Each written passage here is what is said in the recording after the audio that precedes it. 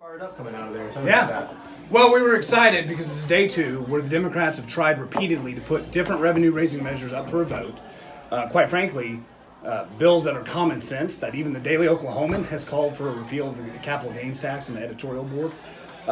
So we've tried to get those matters heard. The Republicans have consistently voted those down, even though they're telling constituents if it went up on the board, we'd vote for it. Well, the proof is in the pudding. If they're not willing to suspend the House rules to put it up for a vote, then they're not willing to vote for it. Yeah, I mean, we were talking yesterday.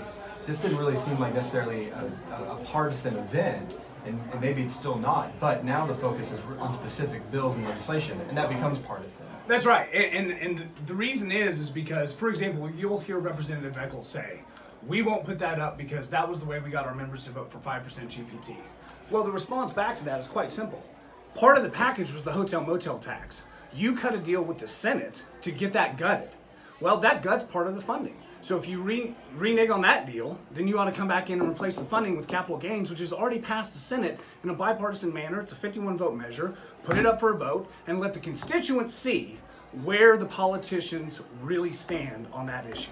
Yeah. Well, they weren't willing to vote on that today, but the Capitol is full of teachers. That's right. I mean, do you feel like this eventually is going to make a difference? I mean, what do you predict? If they stay with it, if they consistently stay with their message of put capital gains up for a vote, or quite frankly, any other revenue-raising measure that'll fill the hole and then add some back into Common Ed, that's the important thing.